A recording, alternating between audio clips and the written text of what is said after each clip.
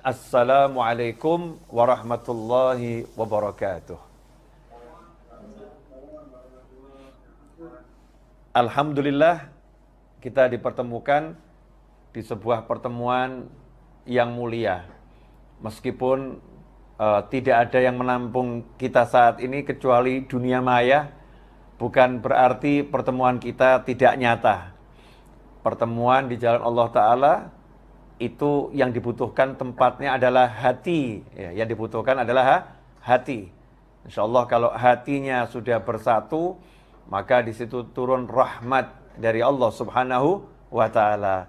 Mudah-mudahan pertemuan kita kali ini betul-betul bisa mendatangkan rahmat khususnya untuk diri kita pribadi dan teruntuk seluruh umat Nabi Muhammad SAW, khususnya untuk bangsa yang kita cintai.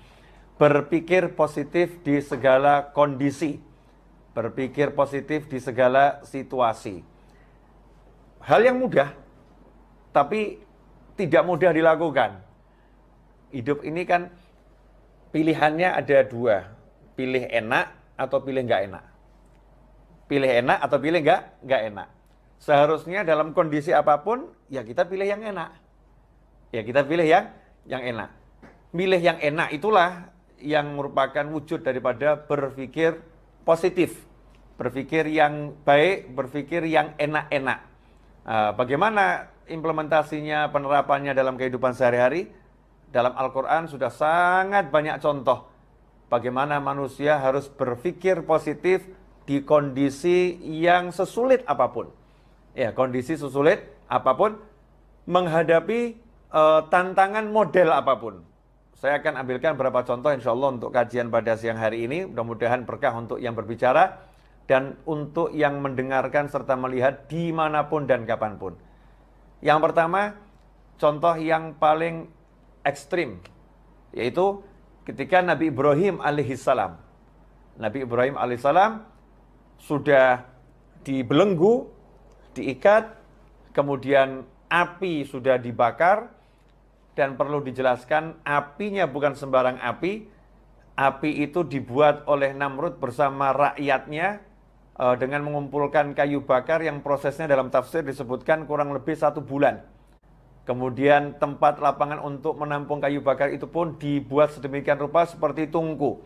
Tanahnya digali, kayu bakarnya dikumpulkan, ditumpuk di situ, kemudian api dinyalakan. Hasilnya panasnya maksimal sehingga mampu membakar burung yang terbang jarak 1 mil, 1,5 km di atas api tersebut. Burungnya akan terpanggang hidup-hidup. Nah, bayangkan Nabi Ibrahim alaihissalam nggak punya teman, nggak punya siapa-siapa, ya, diikat, akan dilemparkan dalam kobaran api yang luar biasa tersebut. Nalar manusia akan mengatakan nggak mungkin selamat, nggak mungkin menang melawan kondisi yang seperti ini, sendiri terbelenggu. Tapi subhanallah, datanglah bantuan dari Allah Subhanahu wa Ta'ala. Bantuan itu lewat makhluk-makhluk Allah yang berdatangan, baik itu malaikat sampai pun kata, semuanya menawarkan bantuan kepada Nabi Ibrahim alaihissalam. Tapi saat itu Nabi Ibrahim alaihissalam pada puncak cinta yang luar biasa, sehingga Nabi Ibrahim mengatakan ilmuhu bihali kafani ansuali. Allah tahu keadaanku, biar Allah sendiri yang langsung ngurus aku nanti. Biar Allah yang langsung ngurus aku. Nah, ini jangan dicontoh loh ya. Ini tingkat cinta yang tinggi. Kita biar Allah yang ngurus kita, tapi kalau kesah terus. Nabi Ibrahim datangi malaikat Jibril alaihissalam. Saya akan tolong kamu. Maka Nabi Ibrahim mengatakan, Allah maha mengerti kondisi saya, biar Allah yang ngurus saya. Ya udah kalau begitu kamu minta sama Allah. Ya itu karena Allah tahu saya nggak minta sama Allah. Ini yang boleh ngomong gini, yang memang kelasnya kelas Nabi Ibrahim alaihissalam. Kalau kita ini kelas orang-orang yang banyak keluh kesah nih ya minta. Ya nunjukkan kebutuhan yang luar biasa. Nabi Ibrahim alaihissalam kelasnya kelas manja. Jatuh cinta berat pada Allah Subhanahu wa Ta'ala. Hasilnya apa? Beliau berpikir positif, ya akan ada pertolongan langsung dari Allah Ta'ala. Allah akan menyelamatkan dengan caranya Allah. Yang saat itu tidak ada satu makhluk Allah pun, bahkan malaikat Jibril alaihissalam, ya, tidak pernah berpikir bahwasannya api itu akan menjadi penyelamat untuk Nabi Ibrahim alaihissalam. Karena sejak malaikat Jibril itu diciptakan, melihat api itu selalu membakar. Api itu membakar. Ya, api itu sifatnya membakar, nggak berubah. Tetapi hari itu Allah Subhanahu wa taala merubah. Ya narukuni bardan wa salaman ala Ibrahim. Hai api, kata Allah taala. Jadi Allah langsung bicara kepada sumber masalahnya. Masalahnya di mana? Kayu bakarnya? Bukan. Masalahnya di mana saat itu? Namrudnya? Bukan. Ini masalah yang paling urgent saat itu adalah apinya akan membakar Nabi Ibrahim alaihissalam. Kemudian kita melihat Nabi Yakub alaihissalam. Nabi Yakub alaihissalam yang udah dikasih tahu bahwasannya Nabi Yusuf alaihissalam sudah dibunuh oleh serigala, diterkam oleh serigala. Ini darahnya, ini pakaiannya. Nabi Yakub mengatakan nanti ya putraku akan dikembalikan semua kepadaku. Selalu yakin kalau Nabi Yusuf masih hidup. Jasadnya nggak ada, aku nggak ketemukan jasadnya. Berpikir positif, Nabi Yusuf masih hidup. Tentunya dilandasi dengan ilmu dari Allah Subhanahu wa ta'ala. Hasilnya apa? Hasilnya betul dipertemukan dengan putranya Nabi Yusuf alaihissalam. Bahkan sudah menjadi seorang Perdana Menteri terpercaya di kerajaan Mesir yang punya kedudukan tinggi dan dicintai oleh masyarakat Mesir. Orang tuanya pun dimuliakan oleh Nabi Yusuf alaihissalam. Keluarganya pun dimuliakan oleh Nabi Yusuf alaihissalam. Setelah perjalanan panjang yang dibuang ke sumur, dijual sebagai budak, masuk ke penjara, akhirnya menjadi seorang yang luar biasa. Lagi-lagi Nabi Yusuf berpikir positif, ayahnya berpikir positif. Kalau kita lihat kepada Nabi Ismail alaihissalam beserta ibunya dan Nabi Ibrahim alaihissalam ketika bersama keluarganya, saat Allah Subhanahu wa taala memerintahkan Nabi Ibrahim untuk membawa istri dan anaknya untuk memindahkan istri dan anaknya ini ke suatu dataran rendah yang nggak ada manusia ataupun binatang yang hidup di sana, yang panasnya tinggi, nggak ada air, yang adanya cuma padang pasir dan gunung bebatuan. Maka saat itu Nabi Ibrahim alaihissalam meninggalkan istri dan anaknya dengan pikiran positif yang luar biasa, sementara sang istri yang ditinggal pun pikirannya positifnya luar biasa, mengatakan pada suaminya, kalau Allah yang memerintahkan kamu untuk meninggalkan kami di sini, maka pulanglah dengan tenang, dengan nyaman, lanjutkan perjalananmu. Maka suaminya pulang ke istri yang lain, ya. Sementara istrinya bersama anak di padang Sahara yang mematikan saat itu, Nabi Ibrahim pun naik ke atas gunung, kemudian melihat ke arah istri dan anaknya, angkat tangan dengan doa yang diabadikan dalam Al-Quran, doa yang tidak logis, ya, doa yang nggak masuk akal, karena doa itu tak membutuhkan akal, doa itu membutuhkan iman, dan kalau udah bicara tentang iman, maka semua perbuatan Allah itu melampaui logika manusia manapun, melampaui logika siapapun, karena Allah berbuat dengan kehendaknya, dengan kemahamampuannya, dengan kemahabisaannya, bukan dengan asbab yang ada pada kita. Nabi Ibrahim mengerti itu, maka berdoa pada Allah Subhanahu wa taala, ya Allah, aku letakkan sebagian daripada anak keturunanku di suatu lembah yang tidak punya tanaman, nggak punya kehidupan di situ, ghairi dzara'in, nggak ada tanaman di sana. Ya Allah, agar mereka menjadi orang-orang nanti yang mendirikan sholat. Mereka nanti akan, tolong kirimkan kepada mereka buah-buahan dari segala penjuru, kirimkan kepada mereka manusia dari segala penjuru. Subhanallah, sudah tahu tempat ini tempat yang gersang, nggak ada kehidupan, tapi mengatakan liyuqimus shalah, agar nanti muncul manusia-manusia yang mendirikan sholat dari anak keturunan gue ini. Nabi Ibrahim meyakini Nabi Ismail nanti akan berkeluarga, Nabi Ismail akan punya anak, Nabi Ismail akan punya cucu, sampai akhirnya punya cucu namanya Nabi Muhammad sallallahu alaihi wasallam. Itu adalah husnudzan, prasangka baik, positive thinking yang dimiliki oleh Nabi Ibrahim alaihissalam, sehingga bisa menghasilkan kehidupan di kota Mekah yang tadinya padang Sahara sampai menjadi kota yang luar biasa. Begitu pula istri Nabi Ibrahim, ibu Nabi Ismail alaihi wassalam. Ya, bagaimana ketika ditinggal oleh suaminya, kemudian berdua dengan anaknya. Saat itu sang anak menangis karena bekal telah habis, air yang diminum gak ada, makanan gak ada. Bayi yang usianya baru 2 tahun ini menangis, kurang lebih 2 tahun menangis sejadi-jadinya. Maka sang ibu pun tidak berpikir negatif, berpikir positif.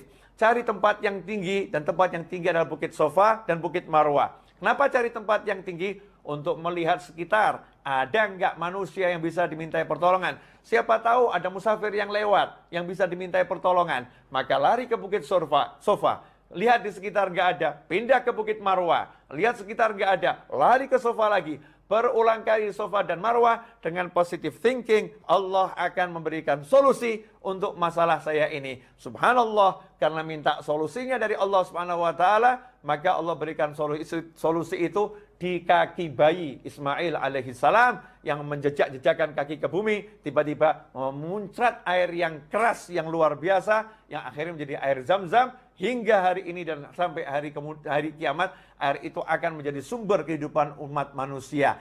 Ini karena positive thinking dari ibunya Nabi Ismail alaihissalam. Kemudian kita lihat Nabi Ismail alaihissalam ketika akan disembelih, ya, perintah menyembelih Nabi Ismail alaihissalam. Dengan santai dan positive thinking mengatakan kepada ayahnya kondisi yang seperti itu, ya abatif alma tu'mar, wahai ayahku, lakukan yang diperintahkan kepadamu. Satajidu ini insyaallah minas sabirin. Insyaallah engkau akan dapati aku termasuk orang-orang yang sabar menghadapi masalah ini. Apa yang terjadi? Allah Ta'ala jadikan leher Nabi Ismail tidak bisa disentuh oleh pisau, ya. Pisau yang tajam nggak bisa menyentuh leher Nabi Ismail. Leher itu menjadi seperti baja yang luar biasa. Kemudian Allah katakan pada Nabi Ibrahim alaihissalam, engkau telah melaksanakan arti mimpimu, maka sekarang kami datangkan domba dari surga sebagai ganti untuk Nabi Ismail alaihissalam. Maka saat itulah diganti domba yang disembelih. Nabi Ismail pun selamat karena positive thinking dari ayah, positive thinking dari anak menghasilkan sesuatu yang luar biasa. Ikhwani rahimakumullah. Kalau kita dihadapi satu masalah, kemudian kita itu menyerah dengan masalah, berarti kita seperti manusia yang nggak punya Tuhan. Manusia nggak punya Allah Subhanahu wa ta'ala. Jangan pernah menyerah menghadapi kehidupan model apapun dan model bagaimanapun. Karena yang menguasai hidup ini bukan makhluk.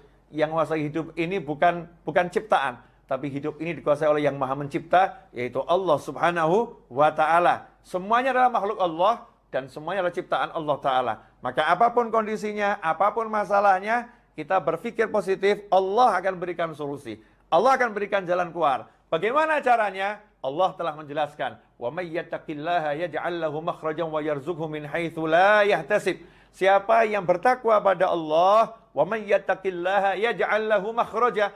Allah akan selalu memberikan solusi. Allah akan selalu memberikan jalan keluar. "Wa yarzuqhu min haitsu la yahtasib." Bahkan Allah menambahin, bukan cuma solusi jalan keluar, dan Allah akan senantiasa selalu terus-menerus memberikan rezeki dari arah yang nggak pernah dia nalar, dari arah yang nggak pernah bisa dia perhitungkan, dari arah yang nggak pernah dia sangka. Rezeki Allah sifatnya surprise untuk dia, kejutan yang menyenangkan untuknya. Karena apa? Karena takwa pada Allah Ta'ala, melaksanakan perintah Allah, menjauhi larangan Allah. Itulah cara agar kita bisa berpikir positif. Ya, berpikir positif artinya apapun masalahnya, kita jadikan takwa sebagai kendaraan. Takwa sebagai sumber solusi dari langit. Takwa sebagai sumber pertolongan dari Allah Subhanahu wa ta'ala. Sayangnya, saat ada masalah, justru kita mengandalkan yang namanya makhluk. Dan kita lupa pada Sang Khalik, yaitu Allah Ta'ala. Kita jauh dari yang namanya ketaatan. Kita justru larut dalam keluh kesah, dalam hal-hal yang gak diridhai oleh Allah Subhanahu wa ta'ala. Ikhwani rahimakumullah. Nah, ini sekarang kita dalam hidup. Dalam hidup tuh kondisinya apapun kan pilihannya selalu ada pilihan enak. Contoh, dipecat dari kantor. Ngapain mikir hidupku berantakan? Kan bisa mikir, wah saya mau dikasih lapangan pekerjaan yang lebih bagus. Allah akan beri saya cara kerja yang lebih enak, yang lebih nyaman. Allah akan jadikan rezeki saya lebih banyak. Karena di kantor ini kelihatannya nggak cukup untuk gaji saya ini. Tidak mampu gaji saya lebih besar nih. Saya akan dikasih gaji yang lebih besar. Caranya gimana? Wallahu a'lam. Allah yang tahu. Yang penting saya mau usaha, saya mau tingkatkan takwa saya pada Allah Subhanahu wa ta'ala. Berpikir yang positif. Apapun itu bisa dilakukan kok. Tapi kenapa kok kita nggak mau mikir yang positif? Mikirnya nggak enak. Padahal pikiranmu adalah doamu. Ana 'inda dhanni 'abdi bi falyadhunna bima syaa. Kata Allah Ta'ala dalam hadits qudsi, ana 'inda dhanni 'abdi bi. Aku tergantung apa yang difikirkan hambaku, prasangka hambaku. Karena itu terserah dia mau nyangka apa tentang aku, dia mau berpikir apa tentang aku. Jadi kalau kita mikirnya jelek, ya dapatnya jelek. Kalau mikirnya bagus, ya insya Allah dapatnya bagus. Nah, modal mikir aja kok takut. Seperti ada orang nggak punya duit, nganggur. Saya nanya sama orang tersebut, Mas, Mau enggak beli rumah yang mewah? Jawabannya, mau beli beras aja nggak bisa kok, Bib. Ngapain mikir beli rumah yang mewah? Ini salah. Kenapa? Karena dia telah membatasi kemampuan Allah memberikan rezeki dengan kemampuan usahanya. Saya nggak mampu usaha, jadi Allah nggak bisa ngasih saya rezeki. Masya Allah. Jadi Tuhannya usaha ya? Tuhannya usaha, bukan Allah Ta'ala. Seharusnya bagaimana? Sadar dengan kenyataan, memang nggak punya uang, memang nggak punya kerjaan, lagi nganggur. Tapi kalau ada tawaran, Mas, mau nggak punya rumah yang mewah? Jawab saja, mau, insya Allah, doakan. Ya, semoga Allah kasih saya kemampuan, Allah beri saya kemudahan. Tidak ada yang mustahil. Tapi kenapa mikir yang positif aja berat? Karena tauhidnya lemah. Karena yakinnya sama Allah lemah. Ma'rifatullahnya lemah. Gak paham siapa Tuhannya. Gak paham siapa Allahnya. Gak paham bagaimana kemampuan Tuhannya. Dan gak paham kalau dirinya gak mampu apa-apa. Dan yang lain juga gak mampu. Yang mampu hanya satu. La ilaha illallah. Muhammad Rasulullah SAW. Itu dikatakan dalam surat Al-Ikhlas. Qul huwallahu ahad. Allahus samad. Katakan, hanya Allah yang Maha Esa. Katakan bahwasanya hanya Allah tempat bergantungnya segala sesuatu. Gak ada yang lain. Hanya Allah, dan hanya Allah. Ikhwani rahimakumullah. Nah, ini beberapa yang sudah saya paparkan ini insya Allah menjadi masukan yang manfaat buat saya khususnya dan pemirsa dimanapun Anda berada. Jazakumullah khairan. Saya minta maaf atas segala kekurangan. Mudah-mudahan berkah manfaat. Wassalamualaikum warahmatullahi wabarakatuh.